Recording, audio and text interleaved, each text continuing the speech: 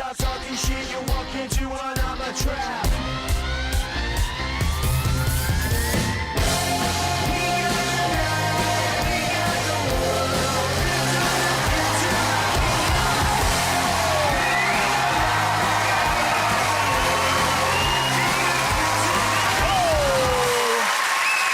Welcome to the show. So, how's things looking with Brexit? Brexit will make us all poorer under Theresa May's deal, another deal or no deal. Britain would head straight into recession. GDP would fall by up to 8%. The pound will crash, unemployment and inflation will soar. House prices could plummet by 30%. The biggest economic slump in modern history.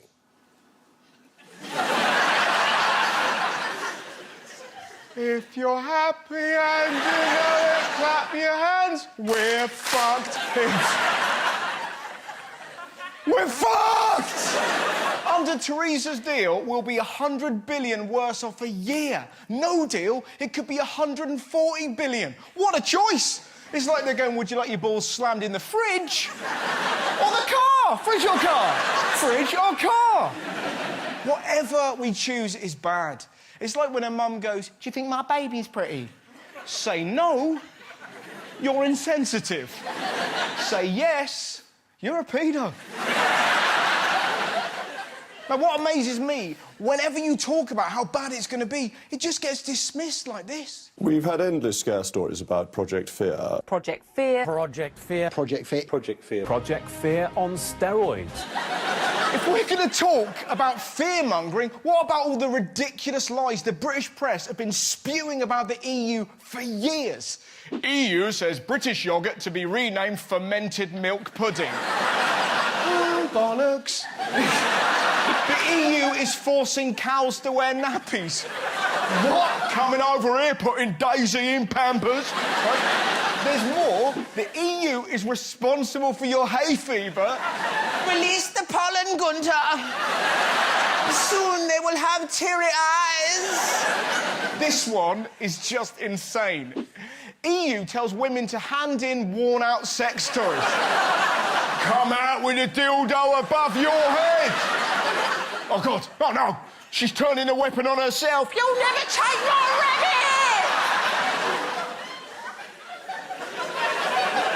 It's heartbreaking. Every Brexit option is bad. And whenever you bring up the idea of a second referendum, all you hear is this. We voted to become an independent country. People had a vote. The people of Britain have spoken. The people have spoken. The British people made their choice. Yeah, when we didn't know all the facts. Why can't we change our mind? We did it with women voting, we did it with gay marriage, we did it with Danny Dyer. He's actually all right. People change their minds. I'll give you an example. When Jimmy Savile died, people were sad.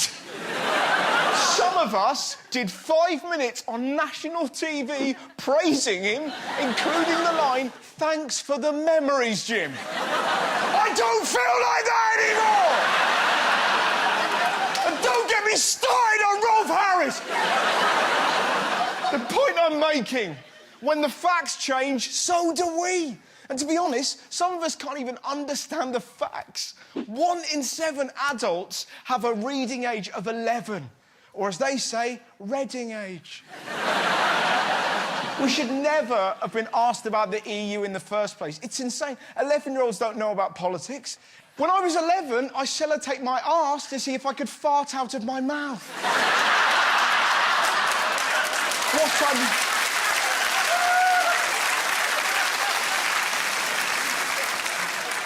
What I'm trying to say, I wasn't ready to negotiate EU fishing quotas. And in case you're wondering, you can't. Do you know what kills me? Jeremy Corbyn. Theresa May's getting a lot of shit, but he's the voice of the opposition. So why isn't he opposing? Almost 80% of Labour members want a second referendum, and he's completely ignoring them. It's bullshit. Think about it, right? If that was an actual party, and 80% of the people were like, no karaoke, you wouldn't be like, do, push pineapple, shake a tree. You wouldn't do that. I need some love like I never needed. What I'm saying, do your job, Jeremy. He's even bitching about the debate. At last, it looks like the Prime Minister and Jeremy Corbyn have found something to agree on over Brexit. They both want to take part in a televised debate. The only problem is not the same one. The Prime Minister and her Downing Street advisers favour the BBC's. Jeremy Corbyn said he preferred ITV's so as not to clash with I'm a Celebrity. Yeah, we can't let Brexit get in the way of that. You're there to debate, not watch Nick Knowles eat wombat cock. Now, if they have a debate or not, I just hope it's civil, because politics has got so toxic. I will not vote for Chequers if she puts a shotgun in my mouth. Mrs May should bring her own noose. I've had death threats. I won't knife you in the back, I'll knife you in the front. I've had people tweeting that I should be hung. Theresa May is a dead woman walking. Your dad won't answer the question. Your daddy's a totally horrible person. It's just how long she's going to remain on death row. The moment is coming when the knife gets heated, stuck in her front and twisted. And we're just as bad. We spent the last 2 years shouting at each other, racist, snowflake, gammon, libtard. You don't solve problems by shouting. If you're having sex and the condom breaks, you don't bellow into her fanny. Don't make her pregnant! Swim away, you little bastard! Swim away!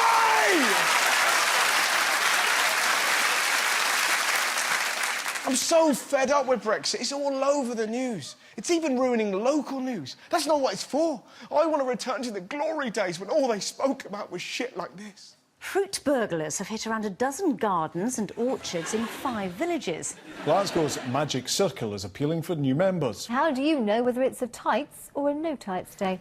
A member of the public dialed 999 to complain that a girl had stolen his sandwich in Bristol. Take a look at these knitted breasts. It's not just local news. The BBC was so bored of Brexit, they had a story about a massive cow.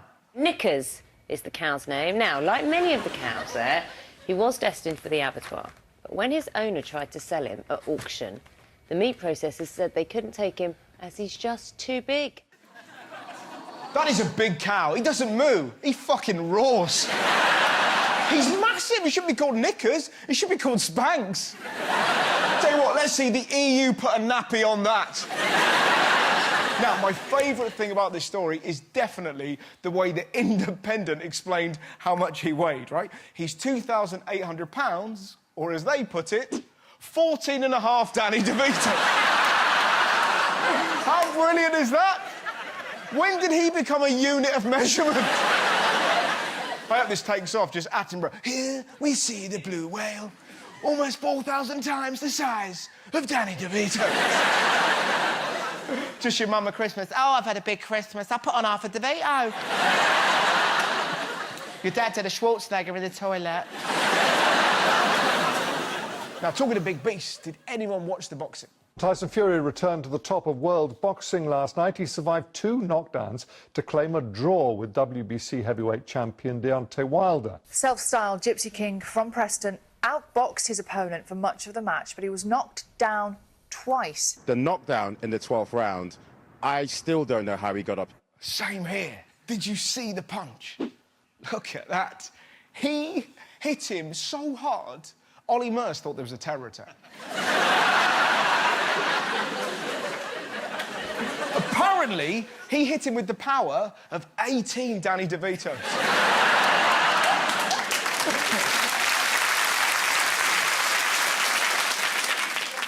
Mind you, that punch left its mark. Did you see what he did in the post-fight press conference? Listen, we can only do our best in that ring. And no matter what anybody says or what anybody don't say, Deontay Wilder is a hell of a champion. A long, long time ago. Come on, guys, join in. If I can, all together now. Survive on this American pie. Roll the levee to the levee, but the levee was dry.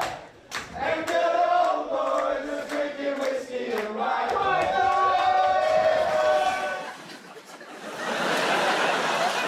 You could argue that Tyson Fury is Britain right now. Bloodied, bruised, but still fighting. And with damage we'll only truly understand in 30 years' time. that, ladies and gentlemen, was a joke about Brexit. Next up. Now, gender reveals have become a big thing. Instead of saying whether it's a boy or a girl, people pop a balloon. If it's blue, it's a boy, and if it's pink, it's a girl. Sometimes this doesn't go well. Come on. Boy or girl? Fucking girl.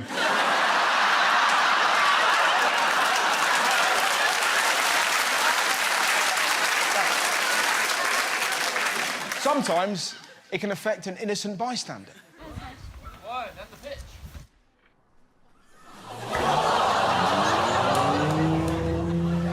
But this has to be the worst gender reveal ever. You want to watch this? Now, that was meant to be a celebration by Arizona border agent Dennis Dickey that his wife was to have a boy. That's why you saw the blue smoke. But as you can see, what resulted instead of joy, was a grass fire, which spread. It took hold of the Coronado National Forest and destroyed 47,000 acres, costing $8.2 million. Mr. Dickey appeared in court where the video was shown. He was given 5 years probation and a $100,000 fine. He destroyed 47,000 acres. That's 2 million Danny DeVitos. What a moron. Imagine this kid in the future. Dad, you know my christening photos? Why have you got no eyebrows? My mum saw this and went, blimey, normally the only thing a baby destroys is your fanny. Finally this week, very sad news. The brilliant Sir Billy Connolly has announced his retirement from live performance. Oh, indeed. He'll be sorely missed. It's an overused word, but that man is a legend. Wildebeest don't know they're wildebeest, for there are no mirrors in the Serengeti Plain. You can be anything you like. You ask a wildebeest, are you a wildebeest? Oh, fuck, you kidding? Wildebeest, I'll be right. I'm one of them stripy things over there. Too fucking right, oh aye. One of them lions looks up, I'll just fucking fly away. My hero. Billy, enjoy your retirement. There will never be another like you. Join me after the break when I'll be talking to one of the best comics in the US, the brilliant Michelle Wolf.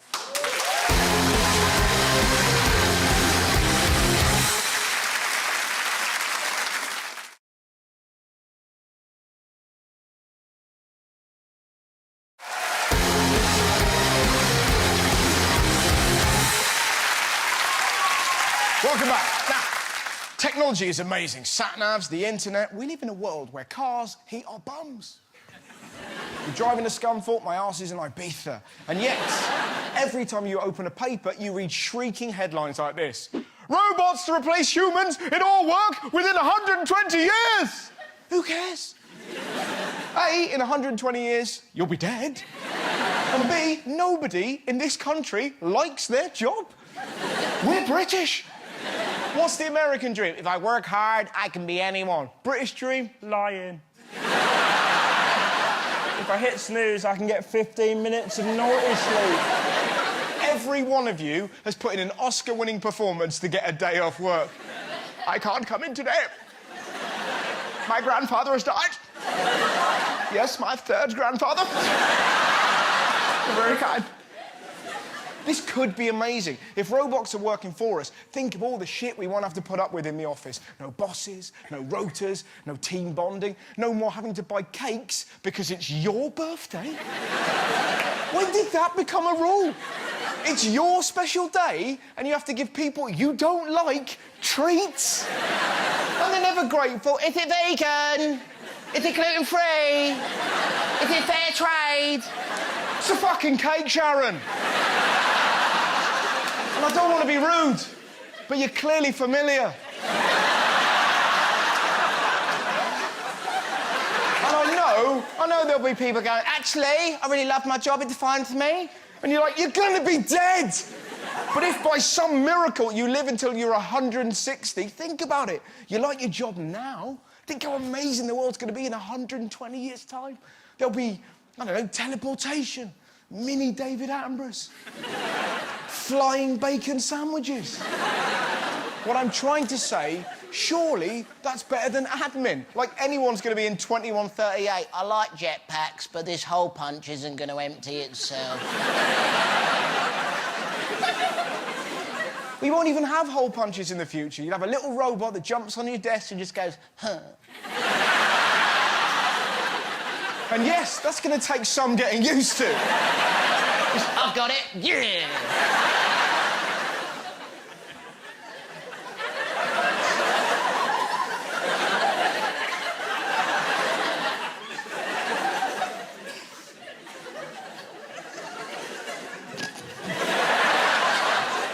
Do you want anything stapled? I'm all right, actually. Robots could be amazing for us. Think of the current strain on doctors, nurses, teachers, the police. Maybe, in the future, all this can improve their lives. But no one ever talks like that. It's always, they're going to take our jobs. We're giving them too much power. What if they rise up and kill us? I mean, Christ, look at this shrieking headline. Self-driving cars are already deciding who to kill. They're not. Self-driving cars will remove human error and save thousands of lives. But on the rare occasion that a crash is unavoidable, what they do, they analyse the road, they go, oh, look, there's young babies over there, there's old people, and they hit the old people instead. Right? That's what they do. And yet I can still feel prejudice going, they're going to kill us, they're not. They're not going to be hunting old people. You're not going to get Herbie revving his engine outside Mecca Bingo. I smell knitting. Let me hole punch them. Mind you, most British people aren't worried about being killed by a Tesla. They've got other ideas. Brits say you would spend time commuting in driverless cars having sex. Only in this country. Behold, the self-drive 5000. Any questions? Can I fuck in it? It would be brutal, wouldn't it? Traffic jams are bad enough as it is without watching British people pumping in a Prius. That poor car's going to be wiping its windscreen with its own tears. I've seen so many things. And it's not just cars. We are so stupidly horny. 1 in 5 British adults would have sex with a robot. Now, what I love, I can feel the aggression. I can feel the tension in the women are going, men. Typical dirty men, always thinking about your dicks. To which I say, oh, fuck you. You horny witches have been using robots for years, and all you did was snap off its finger. You left the rest of him in the shed. I'll come back for more when I need it. I've seen the devices you keep in your handbags. Some of these things have got fingers on top of fingers. These contraptions are treating you like a bowling ball, and you want to sit there and judge the fellas? For shame. For shame. The sex robot industry is completely insane. I mean, look at this. A sex robot has been given a Scottish accent to make it sound less robotic. 2 words. Andy Murray. Oh, that's quite nice. Of all the accents you could have, French, ooh la la, yeah. Italian, ciao bella, yeah.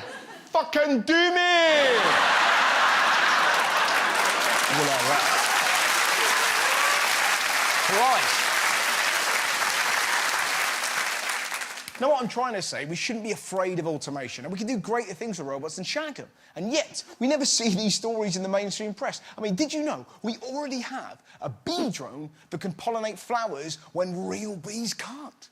Robots are helping researchers work to end world hunger, and robots can help detect cancer in less than a second. That's just 3 of the many things happening every day. Thanks to technology, we're already able to make dreams come true. Jack's a Blue, so that this is his dream. To be a mascot of your club that you support is a huge thing. It's the first ever virtual match day mascot. If you look, that is Jack, 14-year-old Jack inside there, who will be controlling the mascot from home tonight. Oh, I mean, Phil Jaggs, when he come and he took him and he put him under his arm, and we heard him saying, you know, let's go Jack, come on, and then he was showing him to all the crowd and introducing him to all the other players, all the other mascots. It was just, I did get a bit choked up because it was just amazing.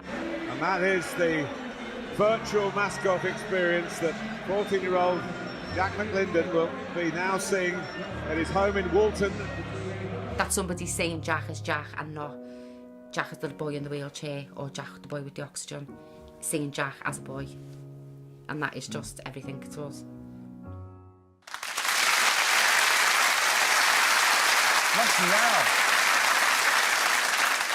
Imagine how wonderful it'll be in 120 years' time. Not now.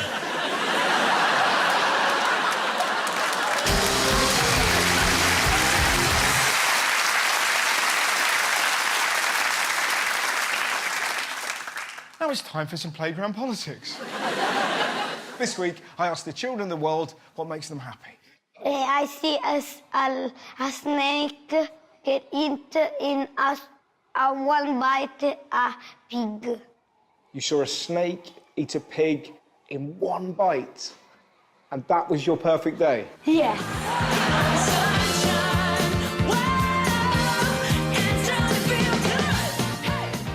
What makes you happy? My family. Brilliant. Helping people. Oh, that's a good one. Our secret is that we laugh at stuff only when it's a joke. I have a very funny joke. Oh, great. What is it? How does it go? There were tiny big jelly kids. When in a jellycopter, they turned to jelly. That's really a joke. My mom's sisters, they thought it was really funny. Apparently, a lot of people are more depressed than ever. Maybe they don't get enough entertainment with their toys and stuff, maybe. Yeah, that's... Maybe that's what's going on, because when you play board games, it's really boring. So why would you play a board game if you're bored in the first place? Yeah, because it's spelt B-O-A-R-D, but it should be spelt B-O-R-E-D. Because it's a board game that leaves you bored. So, yeah. And do you know any ways to relax? Because it's a lot of people are into meditation. Can you just go, Kumbaya? Eat chocolate. Okay. What if they eat too much chocolate? Doesn't really matter because they ate chocolate. That is true. What if I am not happy and I see myself in the mirror? What should I say to myself? Oh no. I don't like me. But is that going to make me happier? No. Oh, So we need to get happy. say, oh, happy birthday. Oh, happy birthday. What if it's not my birthday? What should you say to yourself? How disappointing. So you think, sorry, I spat on you there, mate. I don't want to rub your lip, but there's some of my gob on your... Because he made me laugh so much, I spat on a child. I've never had a bad day. Never had a bad day? Because my mum always hugs me. Well, this is what I Every need to... day. You appear to have figured out the secret to happiness, which is get a hug from your mum or dad. Would your dad hug me if I were to give him 50p? No. £1. No, my dad doesn't take bribery. Hi, Daddy. £2? Yeah. Is that a deal?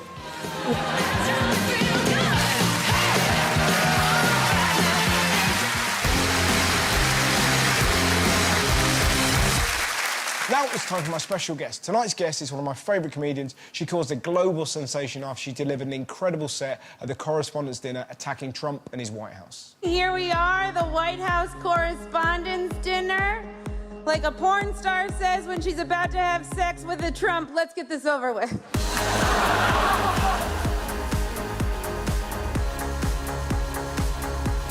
Last night's White House Correspondents' Dinner turned into a travesty when comedian Michelle Wolf turned in a crude and cursing performance. I think she nailed it. I thought it was beautiful. Trump isn't here, if you haven't noticed. He's not here. And I know I would drag him here myself, but it turns out the President of the United States is the one pussy you're not allowed to grab.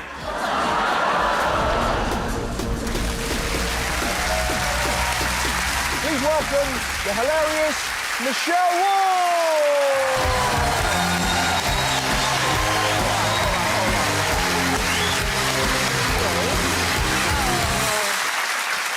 nice to see you.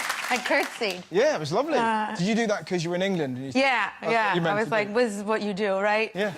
What an amazing year you've had. Massive. It's been interesting. Yeah. Yeah. So, for people who don't know what the White House Correspondents' Dinner is, could you explain?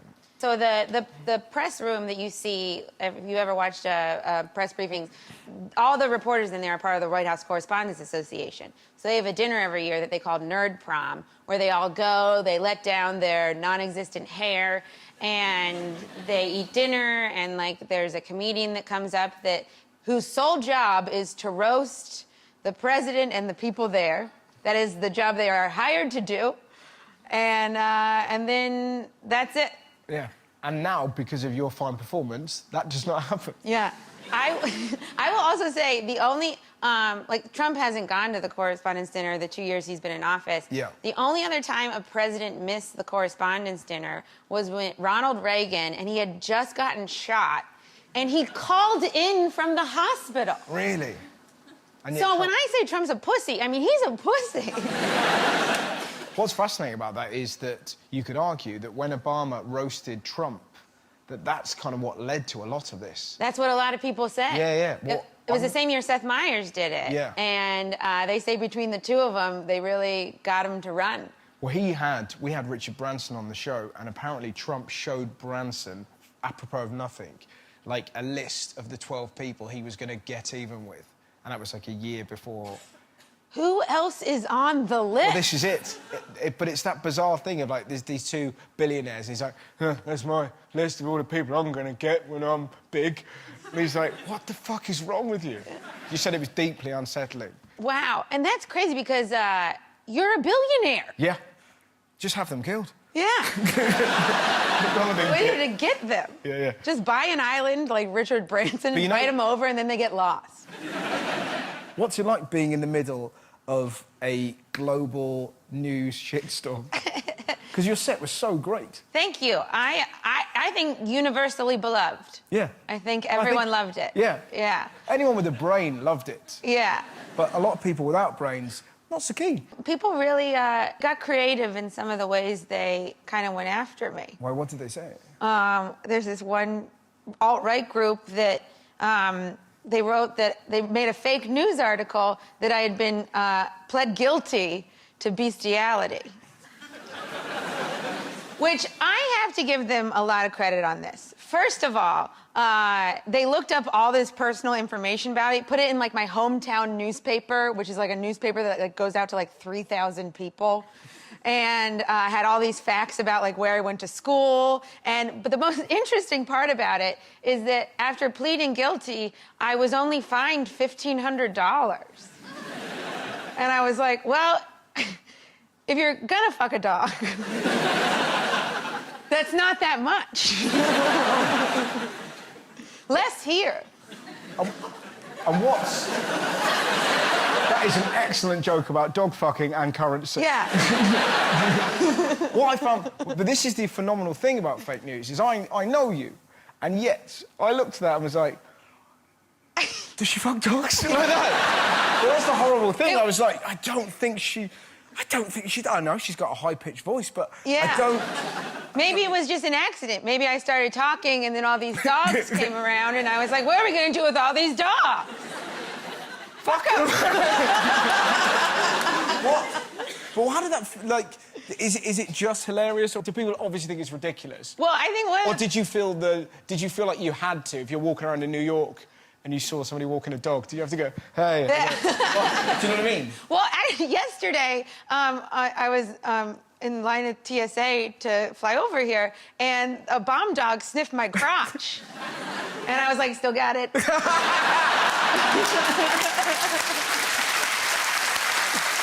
Very good. What's it like being trolled by the president? I mean, when he tweeted at me, I don't have Twitter on my phone or anything. So I was out at a show in Brooklyn, and I got all these text messages that the president had tweeted about me, and I was like, well, I can't do anything about this. I'm like 45 minutes from my apartment. We've actually got the tweet. We've got the tweet that was sent to you from the president. So-called comedian Michelle Wolf bombed so badly last year at the White House Correspondents' Dinner that this year, for the first time in decades, they will have an author instead of a comedian. Good first step in comeback of a dying evening and tradition. Maybe I will go. And this is the brilliant response. I bet you'd be on my side if I had killed a journalist. Hashtag be best. I find it strange that the White House will defend a pussy grabber, Yeah. but they get upset if a woman tells jokes about them. Yeah, it's a real weird line to be on. Yeah, yeah. I also think it's like I think part of it might be because I'm a lady. Yeah. I said pussy, and they were like, "How dare she?" Yeah, yeah. That's only for men to say. See, I think men struggle saying it. I think, like, particularly here, like, it's a very American word, pussy. Yeah, but you guys can say cunt here, and that's amazing. Yeah. Exactly. But that's fine. But that's the... I'd trade pussy for cunt any day. That's the new store I'm opening. Yeah. What I find baffling about you is that that somebody would critique you, but also it's always like, oh, she's a typical feminist comic. I don't think you're a feminist comic. Like, I've seen your stuff. I think that's stretching it, isn't it? Yeah, I want women to be equal, but I don't know if you guys heard this story a couple weeks ago in America. A bunch of pipe bombs were sent to various different people, ex-presidents, Robert De Niro, the regulars. And before they figured out who did it, there was a good part of me that was like, I hope it's a woman. Because I want women to be equal. I want us to be just as good as men, but also just as shitty. Get out there, women. Be evil. And plus, I think a pipe bomb from a woman is it's gonna be a nicer pipe bomb. The packaging for these bombs was horrendous. You get a pipe bomb from a woman, you're like, this wrapping blew me away. Now, let's talk about your special, which I believe is still available. It's on HBO. Yeah. But you can't get it... I think it's on Sky now. You can't get it on Sky. I tried finding it yesterday, and I haven't got a search thing, and I was trying to type your name in. I couldn't find it. And my dog's not very well, so it was a tricky evening. Well, sorry about your dog. Yeah. Yeah. Hang on, it all makes sense now. I'm just gonna watch Michelle. No! Why are you pissing on the screen? No! But it's called Nice Lady. And again, I don't think of you as a nice lady. No, but I mean that as a sign of respect. Yeah, that's fair. That's a fair assessment of me. Yeah. It should be called Funny Hussy. Yeah. A little bit of an asshole. I think people... they see a woman that's a comic and they think they're going to hear certain things out of her. Yeah, yeah. And I kind of try to not be that. Yeah. I loved the bit, you had an amazing bit about there was a little while, I think it was last year, the Free the Nipple campaign on Instagram. Yeah, because we kept having all these women, they wanted to free the nipple on Instagram. And I was just like, can we focus? Can we focus here? Some women want to be charged and stuff and get paid the same, and other women were like, I want to free the nipple. And honestly, I just think if you focus your attention on one thing, you're much more likely to get it accomplished. Yeah. So if all women voted and we decided that freeing the nipple is what we really wanted to do, I'd get on board. I'm a team player. Yep. But I just can't believe it was a woman's idea. It sounds like a man infiltrated a meeting, and he was like, we gotta get these nipples on it. Free the nipple, exactly. Now, you're on tour. Are you touring here? I am. I'm going to be touring here next summer. How do you find a difference gigging over here to America? Because when I gig in the States, it's just joyous. The fact that they clap, it's so funny. As you walk on, they stand up. Yeah. It would never happen here. Do you know what I mean? It's so funny. They're so happy to see you. Whereas British people, there's that Conan. Yeah. I don't mean this to come off negative, but you guys are a bit assholes to do comedy in front of. You'll be like, prove it again. monkey again. And feel, what I love is you're going, yeah, that's us, yeah. That was a brilliant interview, I love that. Ladies and gentlemen, the wonderful Michelle Wolf. Join me after the break when I'll be having an ice bar with Paul Chowdhury.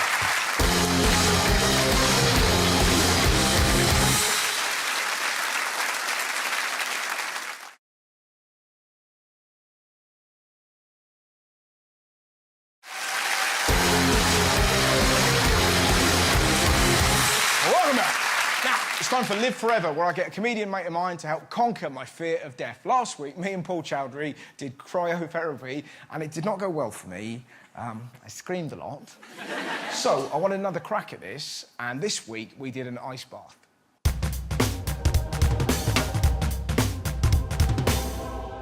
Okay, so whole body cryotherapy is going into a cryo cabin that goes down to minus 130 degrees. Always very dull, always very dull. Yeah, do that for a little bit as well. Just No! I'm really strong. I'm doing it. Oh, there God. you go. Oh, God. How are you not screaming? Hey, Arthur. Hey. I'm Russell. Nice to meet you. Arthur. This is Paul. He doesn't shake. We did cryotherapy, and I screamed like a sheep that was about to be murdered. Like a pussy clat. All that. And Paul didn't make any noises. And then he told me about Wim Hof. Yes. Your dad? Not really. Uncle? No. Auntie? He's not related.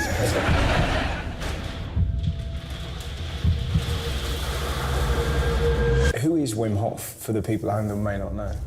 He's a Dutch daredevil who started a thing called Wim Hof method. He teaches the practice of combining breathing, meditation, and cold exposure. Paul thought he was a pornographic film star. Sounds like a porno star, isn't it? Sounds like it, yeah. Wim Hof, baby. Me and Paul are going to hit the ice bath, and we're going to be in that together. What? Yeah. I thought this business would open me up to taking baths with women and shit. But you have to start with him. With another man. Exactly. Yeah. This is That's the how age we we live start. in. We can't say we like women anymore, so we have... We can say that. It's not politically correct to say you like women. You like can women? say, of course you could say that. It's absolutely fine. Where are you from? Latvia. Where's that? Northern Line, no? Northern Line. Let's have some ground rules for the bath. No eye contact, no boners, no shit. How are you going to get a boner in that temperature? So we're going to prepare with the breathwork exercises first. We're going to stay just for about 2 minutes, and that's it. If you want, you can go for the second time as well. We're going to be in there for 2 minutes? Yeah, up to 2 minutes. I don't think I'm going to make 2 minutes. I'm sure you will. I'm sure You think he definitely will, yeah? I don't know. Cool, guys. So we're going to start with calm breath. So breathing in through your nose, out through your mouth. All the way in.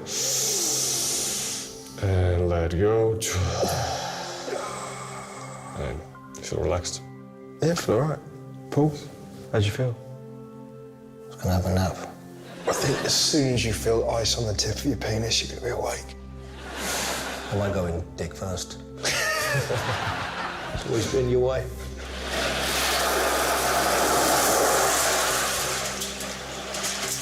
And when you're ready, step inside all the way in with no hesitation. On 3, 2, 1, and go for it.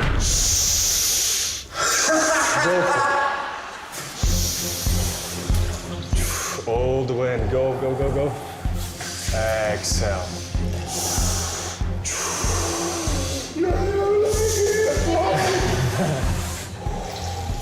Exhale, exhale. Pull everything down. That's horrendous.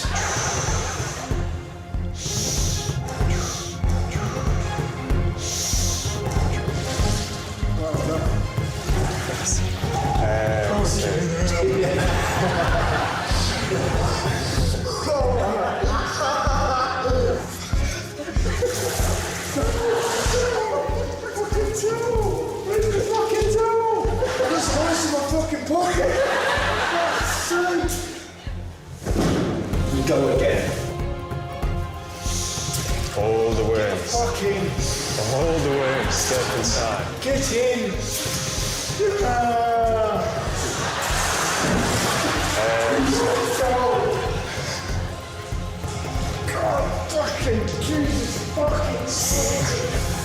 slow breaths to slow everything down. I feel like as your friend I should piss on your back. Just tell me you want to piss on your back for the warmth. I think that's a yes.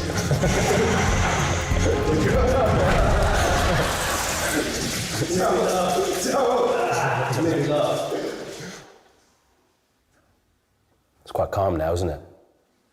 It was so cold in there. Did you enjoy that? I enjoyed that. I haven't had a bath in years. I thought this career would take me to the point of having baths with women and Playboy Mansion and shit. Yeah. But literally, you're having a bath, a cold bath in a basement with me. With some porno guys chatting out behind us. He's not a porno. You must breathe. He's just European. So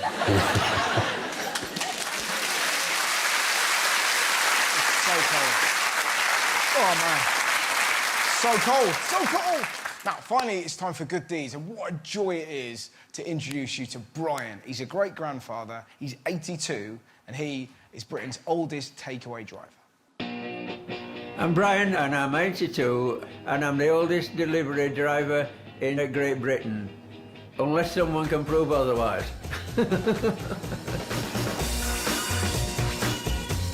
When I got my first job, I was on for £2.10 equivalent a week. And I'm on that back now. I enjoy working at 82 just as I did when I was 18. Age is just a number, and it's not so much about how old you are, it's how fit you are that matters. Brian, deliver ready. Getting on in age, people expect you to sit and watch telly all day and do nothing else. So you got to get out and about a bit. The problem is that I live on my own. My wife always supported me from whatever I needed to do. That's 7 years ago when she died, and we always put other people first. One night, a few drivers rang in sick, so we turned around and said, Brian, could you help us out delivering? And Brian, obviously being Brian, said yes. That's just me, innit? I'm at right place at wrong time. Good evening. Good evening. Brian is a legend within the area. Everybody literally knows Brian round here. He's not the typical driver that you expect to see. Like, every time I see him, I just want to give him a little squeeze. It's a 62-year gap between me and Brian, and obviously I come into work and he's just another colleague, isn't it? It's great. Like, I want to be like that at 82.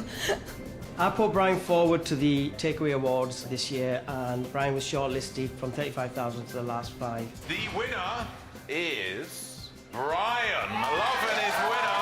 Let's be outstanding for Brian. The audience reaction was unbelievable.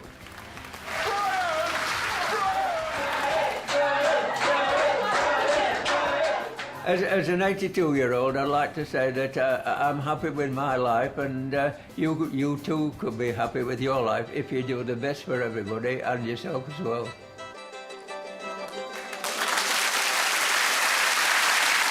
What an absolute sweetheart.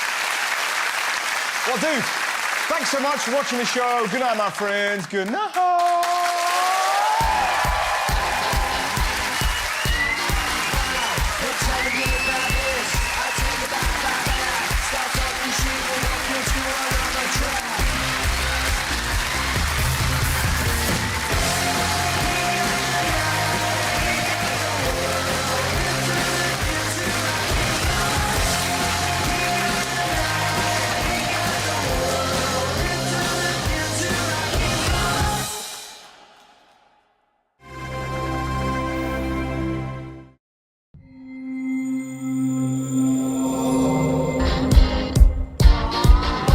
You're telling me about this, I'll tell you about that. Start talking shit, you walk into another trap.